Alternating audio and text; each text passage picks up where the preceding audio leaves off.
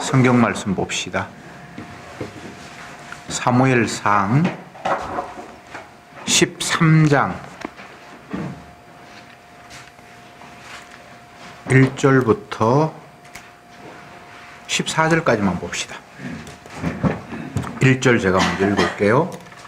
사울이 왕이 될 때에 40세라. 그가 이스라엘을 다스린 지 2년에 이스라엘 사람에서 6천을 택하여 그 중에서 6천은 자기와 함께 밀마스와 베델 산에 있게 하고 1천은 요단과 함께 베냐민 후가에 있게 하고 남은 백성은 각기 상막으로 보내리라.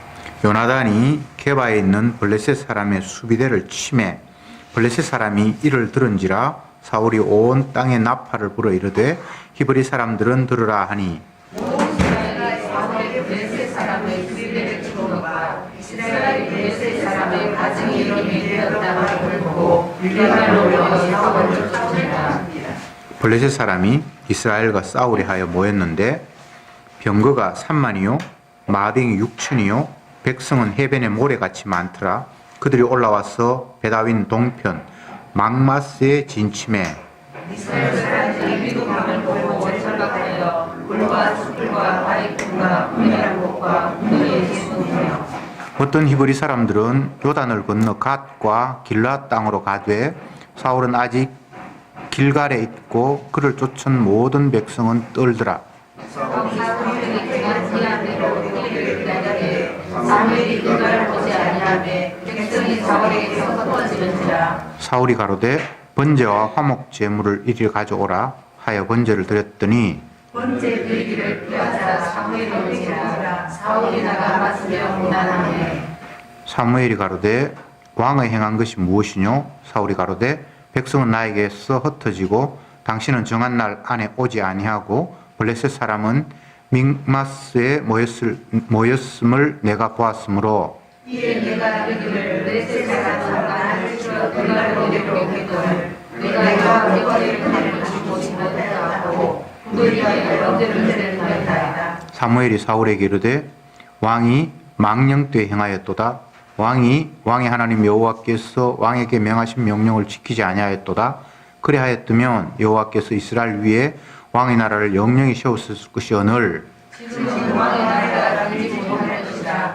여호와께서 왕에게 명하신 바를 왕이 지키지 아니하였으므로 여호와께서 그 마음에 맞는 사람을 하여 그 백성의 지도자를 삼으셨느니라 하고 사무엘이 일어나 길갈에서 떠나 베냐민 기바에 올라가니라. 사울이 자기와 함께한 백성을 계수하니 600명 가량이라.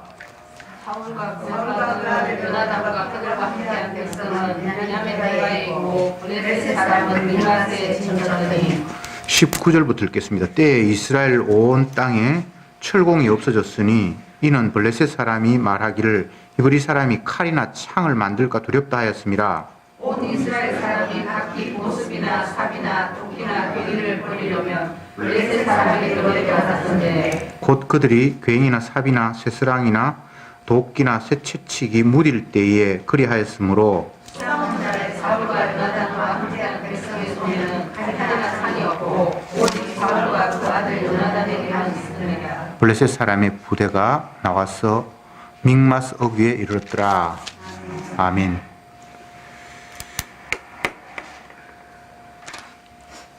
사울이 왕이 되어서 이제 2년에라고 1절에서 말씀을 하고 있습니다. 이제 왕정 국가의 분위기를 조금씩 만들어가는 그런 시점이다라고 이해를 하시면 좋을 것 같습니다. 이때의 상황을 본문이 설명하기를 이스라엘 가운데 군대가 될 만한 전쟁에 나가서 싸울 만한 사람들을 약 3,000명 정도를 모집을 해서 왕을 중심으로 한 그 수도권에 2,000명 정도를 배치하고 나머지 1,000명은 아들 요나단에게 맡겨서 그 앞부분에 있는 그 정도의 병력을 갖고 있었는데 무슨 이유 때문인지 정확하게 모르지만 사울의 아들 요나단이 자기가 가지고 있는 병력들과 블레셋의 수비대가 이게 충돌이 있어서 결국은 블레셋 사람들이 참지 못하고 대규모 병력을 끌고 와서 이스라엘과 전쟁을 한판 벌이려고 할 때에 사울 왕은 나팔을 불어서 백성들에게 전쟁 소식을 알리고 온 백성들이여 다 모이시오 해서 모였는데 저쪽 상대편 병력을 보니까 이스라엘하고는 게임이 안 되는 거예요. 병거가 이 본문에 보면 3만이요 마병이 6천이라 이렇게 되어 있는데 이스라엘은 뭐 그렇게 많지를 않는 그런 병력이 있어서 서로 대치하고 있는 이 상황에서 봐도 뭐 숫자적으로 봐도 게임이 안 되고 또 뒷부분에 보면 이스라엘에는 그 당시에는 철을 다룰 수 있는 그런 철기 문화가 없다고 돼 있고 저쪽에는 이미 병거, 마병 이런 게 다 있으니까 철을 다룰 수 있는 그런 여건이 됐다고 성경이 소개하고 있고 이런 상황에서 사울 왕이 다급해서 어떻게 하든지 이 전쟁에서 이겨야 되는데 선지자가 어디 갔다가 돌아온다고 해놓고는 돌아오는 날짜가 일주일이 지나도 돌아오지 않아요. 그래서 더 이상 전쟁을 지체할 수 없어서 사울 왕이 제물을 가져오라 해서 자기가 제물을 드리고 전쟁을 나가려고 하는 그 찰나에 선지자가 찾아와서 당신이 망년 때문에 일을 했다. 하나님을 욕되겠다라고 하면서 당신의 나라가 길지 못할 것이고 하나님이 원하시는 자를 지도자로 세워서 그를 왕으로 삼을 것이다. 이렇게 이야기함으로 본문이 이제 끝이 나는 그런 내용입니다. 우선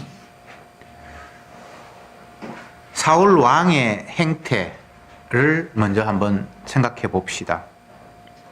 자기가 원치도 않았는데 왕으로 피택이 되어서 등극을 했고 그런 상황에서 자기 아들이 블레셋의 수비대를 먼저 공격함으로 말미암아 전쟁의 빌미를 제공을 했고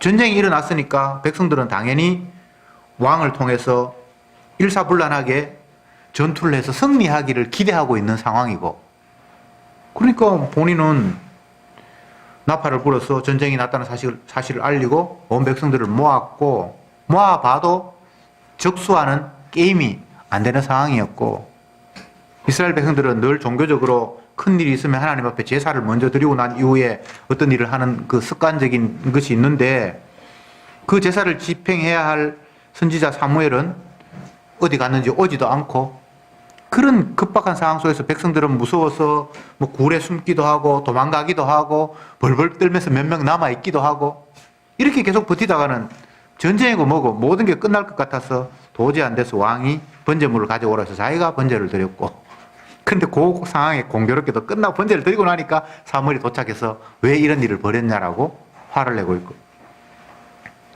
사무엘이 변명하는 이야기를 한번 들어볼게요. 11절에 사무엘이 가로되 왕이 행한 것이 무엇이뇨 사울이 가로되 백성은 나에게서 흩어지고 당신은 정한 날에 안에 오지 아니하였고 블레셋 사람은 믹마스에 모였음을 내가 보았으므로 이에 내가 이르기를 블레셋 사람은 나를 치러 길갈로 노려오겠거늘 내가 여호와께 은혜를 간구치 못하였다 하고 부득이하여 번제를 드렸나이다. 요 상황을 놓고 보면 사무엘 선지자가 사울 왕을 책망할 입장이 못 돼요.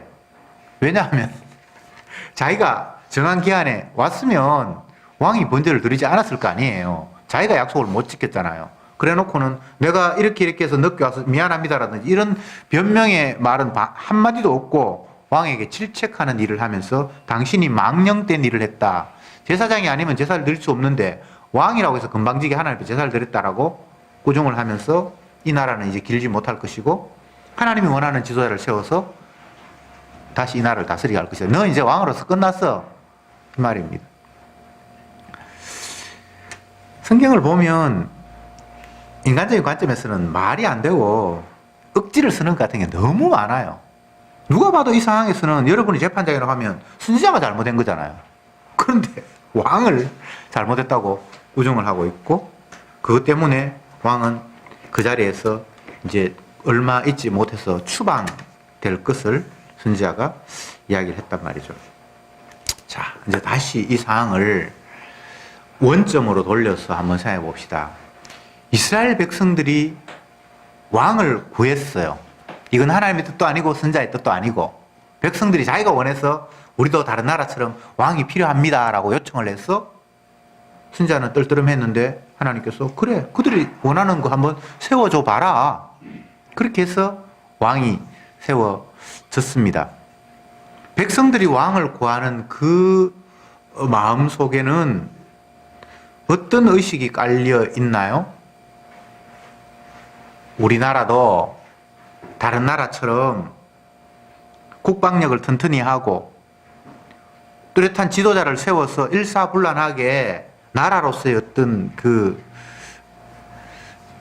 테두리를 갖춘다면 지금 현재 오합지졸인 이 땅 현재의 상황보다는 훨씬 더 살기 좋은 환경이 될 것이다라는 생각을 했죠.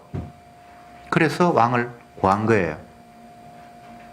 이 상황을 요약하면 지금보다 더 안정되게 잘 살려고 왕을 세우기를 원했어요.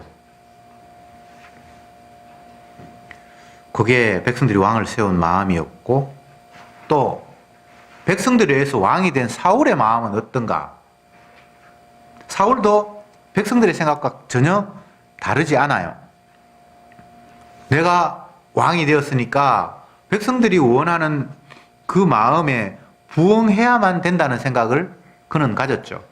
그래서 아들에 의해서 전쟁이 유발되었고 이미 전쟁이 벌어졌으니까 백성들이 원하는 대로 나를 왕으로 세웠으니까 내가 앞에 나가서 적들과 싸워서 승리하고 우리나라를 지켜야 된다라는 그 생각이 그에게 너무나 간절했습니다. 그래서 제사장 외에는 드릴 수 없는 제사를 본인이 드리지 않으면 안 된다라는 그런 상황으로 이해를 했고 그 일을 범했습니다. 이것 역시 백성들의 요구와 똑같이 이 나라에서 안전하게 잘 살아야 되겠다라는 그런 생각 외에는 다른 생각이 없었습니다. 이런 생각이 인류 역사를 통해서 계속해서 연결되다가 하나님의 아들이 이 땅에 오셨는데 그때도 똑같이 자기들이 잘 살아야 된다라는 그 생각 때문에 자기들의 삶에 방해되는 예수님을 십자가에 못 박아 죽였습니다. 이게 성경이 인간을 고발하는 기조예요. 우리는 내가 열심히 사는 게 뭐가 나쁘냐? 참 저 사람 성실하다. 밤잠 안 자고 일하고 있네. 라는 것을 격려하고 칭찬하지 그에 대해서 네가 왜 그렇게 살아라고 지적하지 않잖아요. 게으르고 나태하고 남에게 얻어먹기를 원하는 그런 심보는 그건 나쁘다고 지적하지만 열심히 성실하게 살려고 발부둥 치는 그 삶을 향해서 네가 잘못됐다고 지적하지 않잖아요. 근데 성경을 보면 자기 살려고 발부둥 치는 것을 죄악이라고 규정하고 있어요. 왜 네가 니를 살리려고 하는데 이스라엘아 왜 너희들이 다른 나라처럼 왕이 필요한데 하나님 왕 없으니까 이웃나라에서 쳐들어오니까 우리는 막을 방법도 없고 통솔자가 없고 지도자가 없으니까 오합지졸에서 뭐가 아무것도 되는 게 없습니다. 이게 이스라엘 백성들의 항변이잖아요. 사울의 항변도 마찬가지입니다. 전쟁 벌어졌는데 선지자 당신은 오려고 약속한 날 오지도 않고 백성들은 점점 불안에 떨고 있고 적이 점점 더 가까이 오는데 내가 제사를 안 드릴 수가 없었습니다. 제사 드리고 전쟁을 나가는 게 통상적인 우리나라의 그 관례인데 어쩔 수 없었습니다. 이 인간들의 왕을 필요로 하는 것, 왕이 건방지게 지가 제사를 드리는 것, 이 모든 상황이 살려고 하는 거예요. 살려고 하는 상황에서 죽음이 점점 더 급박해 오니까 이런 필요들, 이런 요청들을 갖게 된 거란 말이죠. 그게 뭐 나쁜데? 그게 뭐 나쁜지는 예수님이 십자가에 돌아가심으로 말미암아 다 보여줬잖아요. 이스라엘 백성들이 예수님을 왜 죽입니까? 한 사람 죽여서 많은 사람들이 평안하게 잘 사는 게 유익하니까 이 사람 없애자. 그게 종교인들의 결론이었습니다. 종교인들이 쉽게 사람을 죽이지 않아요. 그런데 한 사람 죽여서 유대인 전체 산다면 이건 하나님의 뜻일 것이라고 생각하면서 죽였어요. 그 바탕에 살려고 죽인 거예요. 예수님은 사람을 못 살게 굴었어요. 어떻게 못 살게 굴었습니까? 나름대로 열심히 살려고 하는 사람, 서기관 바리새인, 기도하고 금식하고 구제하고, 이건 얼마나 거룩한 모습입니까? 노동해서 내 밥벌이 하려고 사는 그 사람과는 다르잖아요. 그 열심과는 다르잖아요.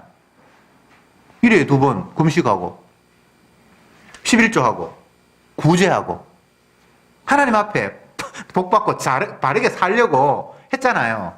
근데 예수님이 그를 향해서 뭐라고 이야기합니까? 네 애비는 마귀다. 네가 하는 짓은 하나님을 욕되게 하는 것이다. 얼마나 이게 못 살게 구는 일입니까? 게으른 사람에게, 일하지 않는 사람에게, 야 이놈아 너희들 왜 이렇게 게으름 피워 열심히 일해, 이렇게 말씀하셨으면 사람들이 예수님을 안 죽였죠. 그런데 주님은 열심히 살려고, 하나님 뜻대로 바르게 살아서 복 받으려고 애쓰는 그들을 향해서 네 애비는 마귀다. 그러니까 완전히 살려고 하는 사람들을 못 살게 굴었어요. 고춧가루를 뿌린 거예요. 누구도 예수님의 말씀 앞에 칭찬 들을 만한 인간이 한 사람도 없는 거예요. 대제사장을 치고 왕을 욕하고 종교 지도자를 욕하고 그러면 이제 그 밑에 있는 사람들은 볼 것도 없어요. 그런데 간간히 백성들로부터 치탄의 대상이 된 가늠한 현장의 여인이라든지 문둥병자라든지 소경이라든지 이런 사람들을 찾아가서는 따뜻하게 죄사함을 이야기하는 이상한 형태를 보였습니다. 다시 본문으로 돌아와서 지금 사무엘상 13장을 같이 읽었는데 인간적인 관점에서 보면 사울 왕이 크게 잘못한 건 없는 것 같아요. 이웃나라와 전쟁이 벌어졌는데 선지자라는 사람이 어디에 뭐 자기 개인 볼일을 받는지 뭐 약속한 날짜에 오지도 않고 제사가 제대로 집행이 되지 않으니까 왕이 급해서 백성을 대표해서 제사를 드렸는데 이게 하나님 보실 때 망령된 일인가? 그러면 그 급박한 상황에 시간 못 지키고 일주일이나 늦게 나타난 선지자는 아무 잘못이 없는가? 우리는 이렇게 충분히 따질 수 있잖아요. 근데 주님은 선지자 이야기 한마디도 없고 왕이 망령된 일을 했기 때문에 이제 왕의 자리에서 끝났다는 거예요. 다시 말씀드리지만 우리의 관점과 주님의 관점은 달라요. 인간은 살려고 노력하는 모습을 박수치고 찬양해요. 그런데 주님은 살려고 하는 사람을 죄라고 규정을 하고 있다니까. 이게 심각한 문제예요. 이제 달력이 바뀌어서 2019년이 됐는데 새해 소망을 사람들에게 마이크를 갖다 대고 물으면 이야기가 다 똑같은 거예요. 원래는 경제가 좀 풀리고 뭐 우리 자녀들이 뭐 어떻게 되고 전부 다 하는 이야기가 잘 살았으면 좋겠다는 거예요. 그거 뭐가 나쁩니까? 안 살려고 하는 사람이 문제지. 근데 주님은 그걸 지금 문제 삼고 있는 거예요. 왜 자꾸 너희들이 살려고 하는데? 정말 황당하지 않습니까? 사는 사람은 살아야죠. 근데 주님은 살려고 발버둥치는 그들 향해서 그러니까 네가 망령된 일을 지금 하고 있잖아. 이 본문이 지금 그 이야기를 하고 있는 거예요. 이스라엘은 생존을 위해서 만들어진 나라가 아니에요. 그래서 하나님은 이스라엘에게 왕을 세워주지도 않았고 무기를 갖지도 말라고 했고 여러 가지를 이야기했어요. 이스라엘이 왕으로 한 사람을 세우려고 할 때에 하나님께서 왕을 세워주기 전에 그들에게 약속한 내용이 그런 거예요. 왕이 되는 사람은 뭐 아내를 많이 거느리지 말고 재산을 많이 갖지 말고 뭐 등등 쫙 이렇게 얘기를 하는데 그것 전체가 살려고 발부둥치는 그들에게 정반대의 상황을 말씀을 하시는 거예요. 다시 말씀드립니다. 이스라엘은 자기들 잘 살게 하려고 하나님께서 나라를 만든 게 아니에요. 그럼 왜 만들었습니까? 어린 양의 피를 찬양하라고. 내 지금 살아있는데 이거 살 이유가 없어. 근데 누군가가 대신 희생해서 지금 내가 살아있는 거야 라고 자랑하라고 하나님은 이스라엘이라는 나라를 희한하게 만드셨어요. 성도가 이걸 자꾸 놓치고 있는 거예요. 저 사람이나 나나 이웃 나라 사람이나 우리나라 사람이나 자꾸 똑같다고 생각을 하는 거예요. 근데 주님은 달라요. 주님이 자기 백성을 부르신 이유는 하나님을 알지 못하는 사람들이 이왕 뭐 어떻게 내가 생명이 이 땅에 태어났는지 나 그건 잘 모르겠고 이왕 살아있는 거 내가 행복하게 잘 살아야지, 내가 원하는 대로 살아야지라는 그 생각만 하면 살아가는데 성도가 똑같이 그들과 나란히 어깨를 하면서 그 경쟁에 뛰어들고 있는 거예요. 그러니까 주님이 성도를 향해서 살려고 하는 그들을 향해서 네가 망령된 짓을 한다라고 손가락질하는 게 오늘 13장에 나타난 내용이다 이 말입니다. 여러분이 여러분의 생명을 출발시키지 않았잖아요. 그렇잖아요. 전혀 다른 분에 의해서 내 생명은 출발됐잖아요. 그러면 그 생명이 가는 과정, 끝나는 과정도 우리를 보내시는 분에 의해서 결정하게 돼 있어요. 내가 내 삶을 풍성하게 한다든지 길게 더 늘린다든지 이거는 출발부터 뭔가 지금 잘못되어 있는 거예요. 지금 본문은 그 이야기를 우리에게 던지고 있어요. 뭐 약속을 안 지켜서 늦게 왔고 뭐 선지자가 자기 할 일을 못했고 우리는 이런 이야기 자꾸 하고 싶은데 주님은 그 이야기 하지 않아요. 너 왜 자꾸 살려고 하는데? 내가 살려주면 너는 사는 거야. 네가 네 힘으로 삶을 풍성하게 한다고? 네가 왜 삶이 풍성해야 되는데? 하나님의 아들은 이 땅에 오셔서 세상으로부터 미움과 핍박과 쓸어버림을 당했다. 고운 모양도 없고 험마을 만한 풍채도 없고 사람들에게 미움을 받아서 쓸어버림을 당하는 이 세상에 왜 너는 이 세상에서 스타가 돼야 되고 인정받는 존재로 살려고 하니? 그게 바로 망령된 일이잖아 라고 본문은 우리에게 지적하고 있습니다. 이 말은 성도로서 성실하게 살지 말라는 이야기도 아니고 하나님이 맡기신 사명을 게을리 하라는 이야기도 아니고 그런 이야기가 아니에요.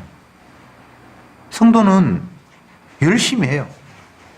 사도 바울은 나의 달려갈 길을 다 달렸다라고 이렇게 마지막 죽기 전에 고백을 하잖아요.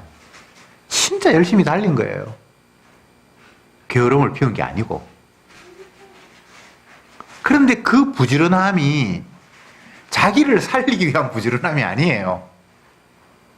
그는 옥에도 갇히고 굶주리고 매맞고 오히려 자기가 하는 행동들이 점점 더 생명의 위협을 받을 수밖에 없는 그런 행동인데 그걸 향해서 달려가는 그 희한한 열심을 갖고 있는 거예요.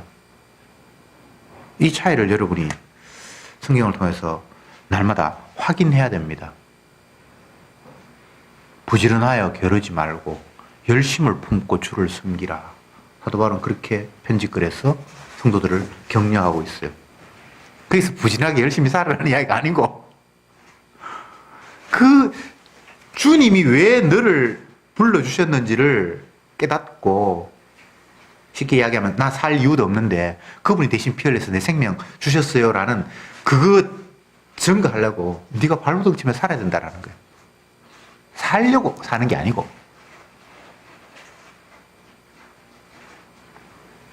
만약 하나님이 이스라엘을 다른 나라처럼 그런 조직을 갖추고 그들과 비교했을 때 훨씬 더 아름다운 나라로, 행복한 나라로 만들 것을 목적하셨다면 왕 세우는 거 굳이 반대할 이유도 없어요. 무기를 갖거나 뭐 하는 걸 주님이 반대할 이유도 없어요. 근데 주님은 애초부터 전혀 다른 나라를 염두에 두셨어요. 마귀가 장악하는 인간이 권세로 자기의 기쁨을 누리는 그런 상황과는 전혀 다른 진짜 하나님이 원하시는 나라를 머릿속에 그리시면서 이스라엘을 만들으셨거든요. 그런데 이놈의 이스라엘 백성들이 그냥 세상 나라하고 똑같이 되기를 원하는 거예요. 이게 얼마나 주님을 화나게 만드는 건지. 이 본문의 표현으로는 망령되이 행하는 거죠. 망령되이. 이게 돌았나? 드라마 대사에 그런 게 나와요. 돌았나? 그게 망령된 짓이야. 지정신이 아니라는, 미치광이라는 거잖아요. 멀쩡한 사람에게 미치광이라고 하면 그보다 더 쌍스러운 욕이 없잖아요. 근데 사실은 성경을 보면 우리가 다 미치광이야.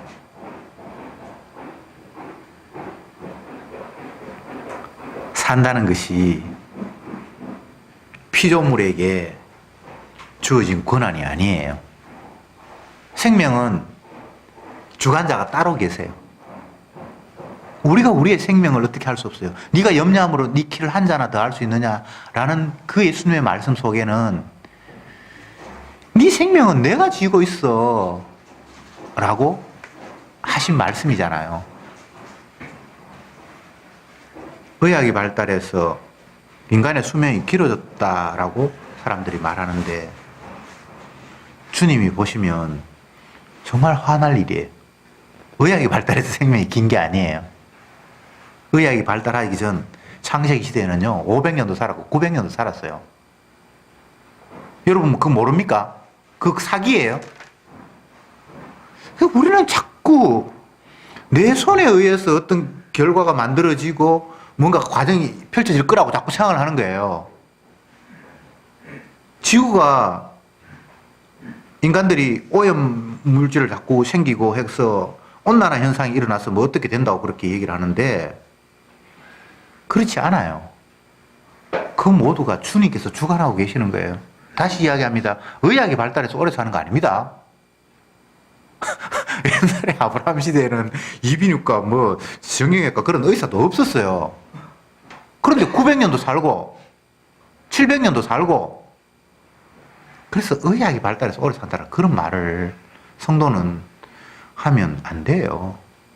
주님이 필요하셔서 살리시면 사는 거고 태양도 멈추시는 하나님인데 최근에 중국에서 로켓을 뭐 발사해가지고 달의 뒷면을 촬영했다고 지금 난리가 났는데 뒷면은 아마 앞부분보다 가기가 더 힘들었는지 진짜 저는 과학적인 걸 모르겠는데 최근에 그렇게 발표가 났어요. 인간의 과학이 위대하고 사람의 능력이 대단하고 그런데 주님은 태양과 지구와 이 모든 것들을 마음대로 주관하시는 분이에요. 여호수아가 이웃나라와 전쟁할 때에 태양이 머물렀다고 했잖아요. 물론 그건 과학자들이 뭐 말도 안 된다. 그건 옛날 지구 중심적인 사고방식으로 표현한 것이다. 뭐 여러 가지 이야기를 하는데 지구 중심이든 뭐 중심이든 중심은 예수님 중심이 지구 중심이라는 말은 없고요. 인간의 관점에서 보니까 태양이 어쨌든 안 내려간 거는 사실이잖아요. 하나님이 과학을 몰라서 그렇게 표현하신 거예요? 그건 아니에요. 주님은 이 세상을 만드시면서 자기 영광을 위해서 피조물 하나하나를 지으셨잖아요.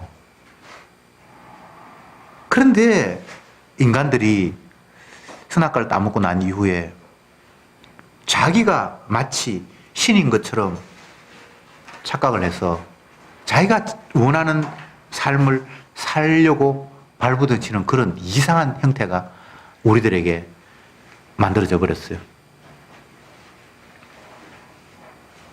여러분은 선악과 구경도 못 했잖아요. 근데 선악과 다 먹었어요. 선악과가 어떻게 생겼는데 맛은 어떤 건데 다 나왔잖아. 성경을 비웃는 사람들이 그렇게 말해요. 그런데 성경적으로 보면요. 그 사람이 스스로 자기 원하는 대로 살려고 하는 그 모습 속에, 하나님처럼 되려고 하는 그 모습 속에 선악과 따먹은 게 확실해요. 어느 인간치고 지 원하는 삶을 펼치고자 하는 그런 마음이 없는 사람이 아무도 없어요. 다 자기가 신이 돼 있어요. 어린아이 아무것도 모르는데, 배운 것도 없고 뭐 경험도 없는데 지 하고 싶은 대로 하려고 울고 불고 발부둥쳐요. 이 선악과 따먹은 증거예요. 스스로 신이 된 자기가 하고 싶은 대로 하는 거예요. 어느 인간치고 자기가 바라는 바를 양보할 인간은 없어요.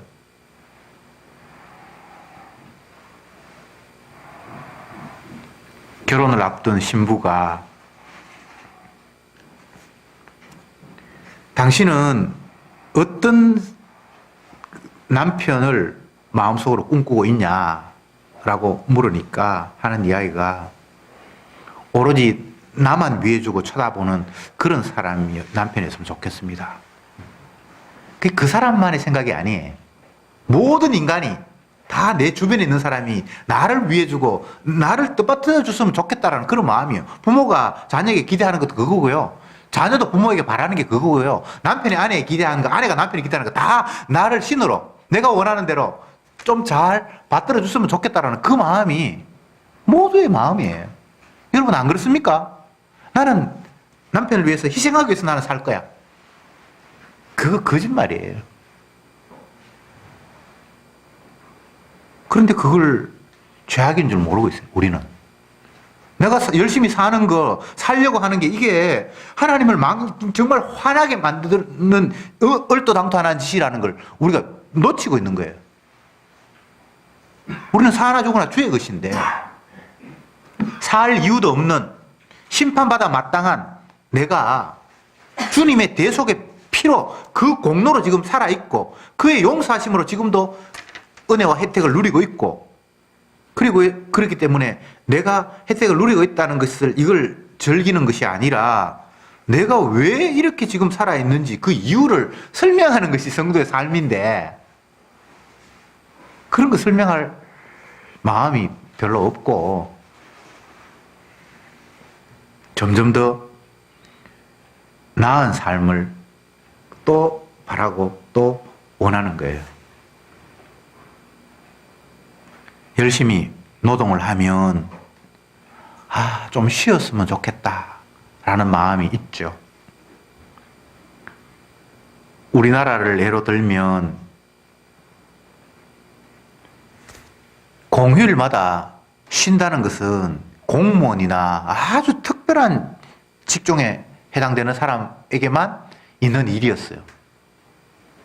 그런데 어느 날 갑자기 주 5일 근무해야 된다라고 해서, 처음에는 어떤 직장이 그 5일 근무를 했는데 이제 점점점 그렇게 돼서 학교도 그렇게 되고 이렇게 바뀌었잖아요.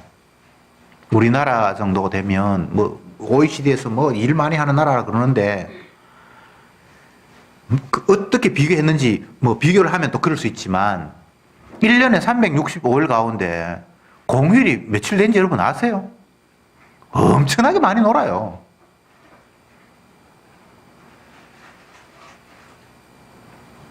저는 대학생들이 등록금 비싸게 내는데 1년에 수업하는 일수를 계산해 보니까 정말 화가 나는 거예요. 3월에 입학하면 3월 1일부터 하는 거 아니고 3월 5일, 6일 그 정도에 입학을 하면 초반에 뭐 오리엔테이션하고 뭐 돌아다니고 5월 되면 축제한다고 놀고 그러다가 6월 말 되면 방학을 해버려요. 종강하거든요. 7월, 8월 놀거든요. 그 다음에 9, 10, 11월 3개월 수업해요. 그러면 11월 말 되면 종강해요. 요즘은 조금 늘었어요. 하도 취직이 안 돼서 그런지. 근데 사실은 1년 12달 해가지고 등록금을 내는데 공부는 한 6개월 조금 더 해요. 지금 우리 사회가 대부분 그래요. 왜? 즐겨야 되니까. 인생이 즐겨야 되니까. 제가 이런 이야기를 하면 여러분 좀 화를 낼 분도 계시는지 모르겠는데, 왜 제가 이런 말씀을 드리는가 하면, 삶의 이유를 전혀 모르면서 살아간다는 거예요. 내 즐기려고, 내 만족하려고, 내 기쁨 누리려고, 해외여행을 가야 되고, 뭐 또 뭘 해야 되고, 뭘 해야 되고, 뭘 해야 되고, 그 이유가 주님 때문에 내가 살았어요 라는 그 목적 때문에 하는 것이 아니라, 내가 왕이 된 모습을, 스타가 된 모습을 남 앞에 뽐내야 되는데, 동창회 가면 내가 스타가 돼야 되고, 뭐 내가 옷을 입어도, 아, 멋있다. 피부가 뭐 좋다. 뭐 너는 10년 젊어 보이네. 어쨌든 내가 듣고 싶은 이야기는 너 정말 괜찮다라는 그 말 한마디. 그 한마디 들으면 자기는 그렇게 수고해서 갖추고 시간 보내서 뭐 한 게 다 문제가 없는 거예요. 여자들이 사람 만나기 위해서 화장하는데 어떤 사람은 1시간 걸리고 어떤 사람은 2시간 걸린다고 합니다.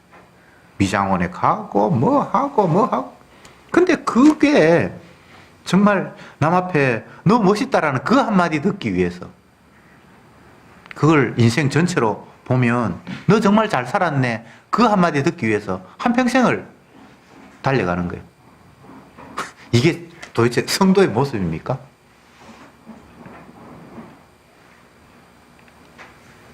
성도는 주님의 영광을 위해서 주님이 만드신 존재들이에요. 주님이 살리시면 사는 거고, 이제 니는 이제 생명이 다 됐다라고 불러가시면 끝나요. 모세가 120년 살았거든요. 그런데 모세는 평생 자기의 수건 사업인 백성들을 이끌고 가나안 땅으로 입성해야 될 그 일을 자기는 허락받지 못했어요. 주님을 욕되겠다라는 이유 때문에. 인간적으로 보면 그 삶은 실패잖아요. 백성들을 이끌어서 애굽에서 탈출해서 가나안 땅까지 가는 일을 하나님 앞에 맡았는데, 탈출해가지고 온 거는 맞는데 그 입구에서 그는 하나님이 너는 저 안에 못 들어간다고 해서 죽는데, 성경에 참 어쩌면 인간적으로 보면 하나님이 얄미운데, 모세는 죽는 그 순간까지 기력이 쇠하거나 눈이 흐리지 않았다고 했어요. 멀쩡한 거예요. 죽어야 될 이유가 하나도 없는 거예요. 근데 가나안 땅에 못 들어가기 때문에 하나님이 죽여버려요. 아이고, 그래도 뭐 건강하게 살다가 죽은 게 낫지, 골골 하는 것보다. 또 그렇게 말하는 사람이 있을지 모르지만, 제가 이야기하는 거는 우리 입장이 아니라 하나님이 우리의 생명을 그렇게 다룬다는 거예요.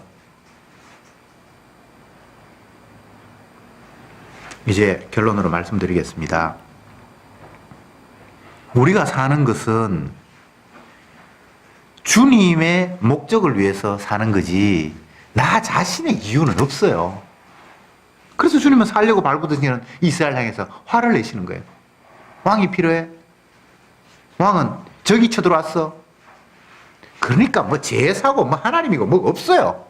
살아야 된다라는 그 이유 한 가지 때문에 뭐 하나님 앞에 금방지게 제사장이 아닌 사람이 제사를 드리고 이런 자체가 다 없는 거예요. 지금 우리가 그렇게 살아가지 않습니까?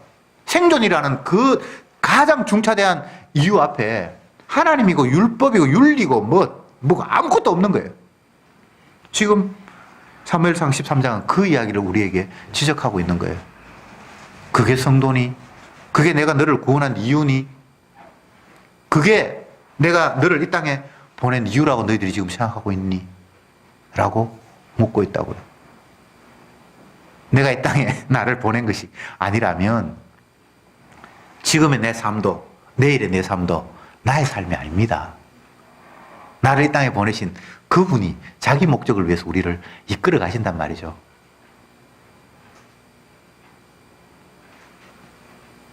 그가 채찍에 맞고 그가 피를 흘림으로 말미암아 우리를 이미 죄에서 해방했어요. 이미 영생의 나라에 주님께서 우리를 부르셨어요. 그러면 이 땅에 사는 삶은 영생을 향한 달려가는 삶도 아니고 뭐 육신을 즐기는 삶도 아니고 나를 살리신 그분, 나를 죄에서 해방시키신 그분이 계시다라는 사실을 온몸으로 뿜어내는 것이 우리가 살아야 할 이유입니다. 기도합시다. 주님, 오늘도 말씀을 통해서 다시 한번 우리의 삶이 얼마나 말씀과 멀어져 있는가를 확인했습니다. 사단은 끊임없이 우리를 신처럼 살기를 충동질하고 있습니다. 내가 원하는 삶, 내가 만족하는 삶을 살아야 한다고 이 길로 가면 그 길이 보이고 저 길로 가면 또 유익한 삶이 있다고 끝없이 유혹하고 있습니다. 그러나 우리를 지으신 주님은 네 생명이 너에게 달려있는 것이 아니라 나에게 달려있다고 말씀하셨고 사나 죽으나 너희들은 주의 것이라고 말씀하셨습니다. 우리의 삶 속에서 주님의 음성이, 주님의 약속이 생생하게 전해지면서 나를 용서하시고 살리신 그분의 은혜가 나를 오늘도 이끌어가고 있다는 사실을 찬송하며 살아가는 저들이 되게 해주옵소서. 예수님의 이름으로 기도드립니다. 아멘.